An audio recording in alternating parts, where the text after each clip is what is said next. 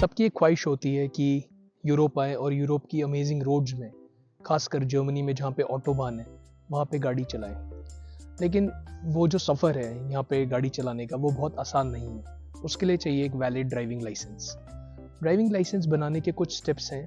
आज मैं आपको एक ऐसी कुछ टिप्स एंड ट्रिक्स बताऊंगा जिससे आपका लाइसेंस भी जल्दी बन सकता है, और क्या स्टेप्स हैं, क्या प्रोसेस है जिससे आप अपना जर्मन ड्राइविंग लाइसेंस बना सकें।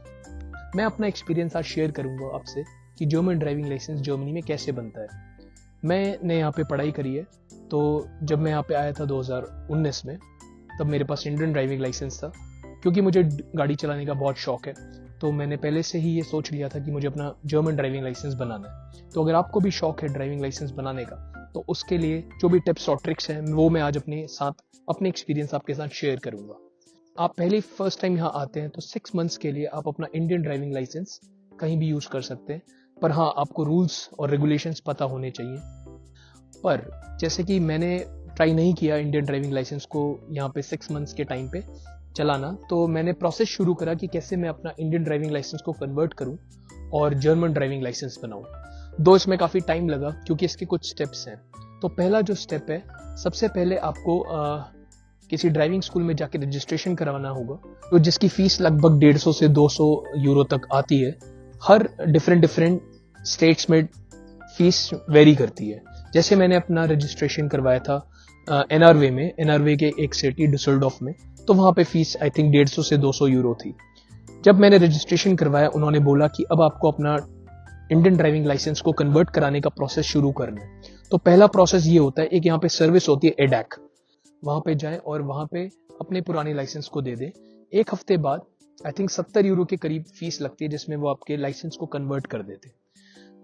ड्राइविंग स्कूल, फाक्शुले मतलब ड्राइविंग स्कूल जिसमें आपने रजिस्ट्रेशन कराया। जैसे ही आपने वहां पे रजिस्ट्रेशन करवा दिया, उसके बाद अपना जो एडेक का है वो लेकर जाइए और उनको दिखा दीजिए कि मैंने कन्वर्ट करवा दिया है। फिर आप अपनी फाक्शुले वाले आपसे बोलेंगे, ओके आप अपनी अपॉइंटमेंट ले लीजिए ट्रांसपोर्ट ऑफिस में। वहां पे जाके आपको, जैसे ही आप अपने ट्रांसपोर्ट ऑफिस की अपॉइंटमेंट लेते हैं, वहां पे आपको अपना पुराना लाइसेंस, आपको ये जो कन्वर्टेड एडेक्स से डॉक्यूमेंट मिला हुआ है, ये वहां पे वापस उनको देना है। और फिर वो आपसे कुछ 60 या 70 यूरोस की फीस चार्ज करते हैं। वो ये चेक करते हैं, वो कुछ 1 महीना लगाएंगे आपके इंडियन लाइसेंस को वैलिडेट करने में, कि आपकी ट्रांसपोर्ट ऑफिस इंडियन अथॉरिटी से चेक करेंगे कि ये ड्राइविंग लाइसेंस वैलिड है कि नहीं। इस 1 महीने के वेटिंग टाइम के बाद आपको एक डॉक्यूमेंट आता है ट्रांसपोर्ट ऑफिस से कि हाँ, जो लाइसेंस है वो वैलिड है। अब आप एलिजिबल हो यहाँ पे 2 चीजें करने के लिए, एक तो थ्योरी टेस्ट देने के लिए और दूसरा प्रैक्टिकल टेस्ट देने के लिए। फिर आप अपनी क्लासेस देखिए, 2 पॉइंट्स हैं यहाँ पे। जिनके पास ड्राइविंग लाइसेंस होता है ऑलरेडी, उनको मैंडेटरी थ्योरी क्लासेस लेने की जरूरत नहीं है, और उनको जितनी वो प्रैक्टिस करना चाहे उतनी ही प्रैक्टिकल क्लासेस लेने की जरूरत है। कोई मैंडेटरी नहीं है, क्योंकि आप अपना ड्राइविंग लाइसेंस कन्वर्ट करवा रहे हैं। तो जैसे कि था, मैंने अपनी थ्योरी की तैयारी खुद से शुरू करी। जब मैंने अपना थ्योरी एग्जाम दिया तो मेरे 100% मार्क्स आए। मैंने दूसरे अटेम्प्ट में ये 100% मार्क्स स्कोर किए। फर्स्ट टाइम में मेरे 11 पॉइंट्स कम रह गए थे। जो टोटल मिस्टेक आप कर सकते हैं वो 10 पॉइंट्स की कर सकते हैं, और मेरा सिर्फ 1 पॉइंट ज्यादा होने की वजह से मैं उस एग्जाम को पास नहीं कर पाया। लेकिन सेकंड टाइम जब मैंने फ्यूल शेल गोल्ड ऐप से प्रिपरेशन करी और मेरा 100%, 1 महीने की प्रिपरेशन के बाद 100% स्कोर आया। तो जब भी आप थ्योरी की प्रिपरेशन करें, एक बात ध्यान रखें। फर्स्ट टाइम जब मैं अपने थ्योरी एग्जाम में फेल हुआ था, उसका रीजन ये है कि मैं 90% प्रिपेयर था।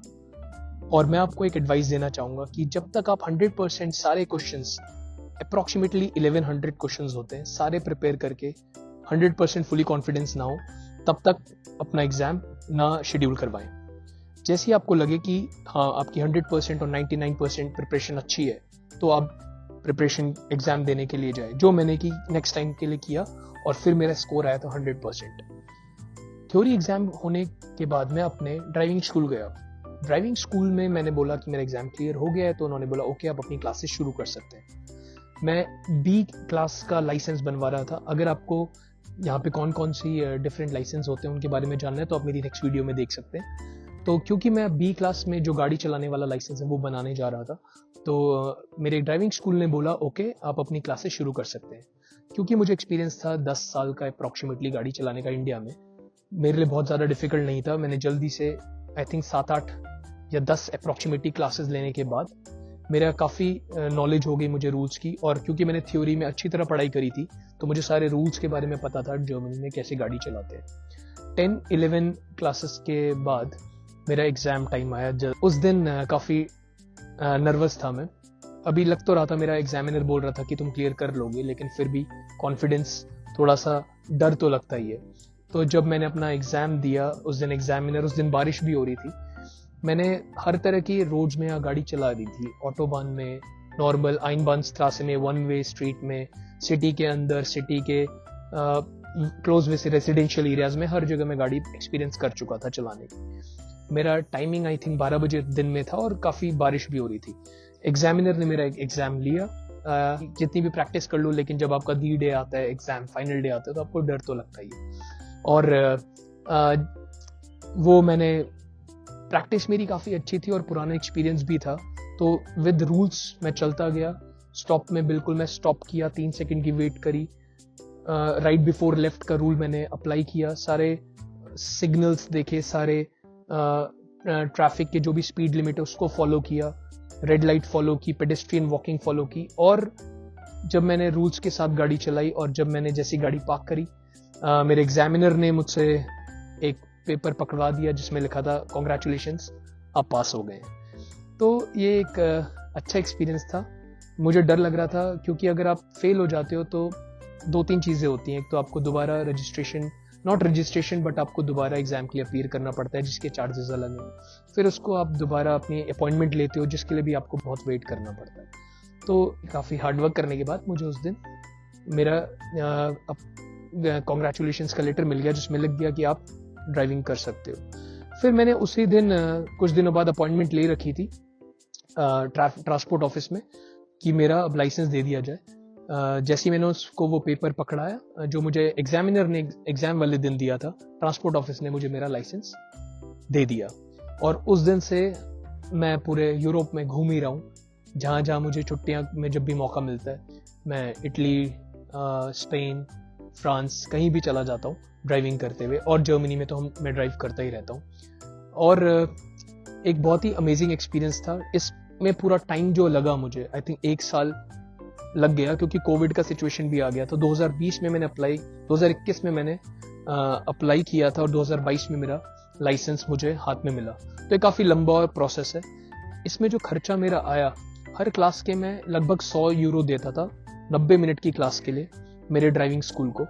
रजिस्ट्रेशन में तो आप लगा लीजिए अगर मैं 10-12 क्लासेस ली होंगी तो 1200 यूरोज ये लग गए।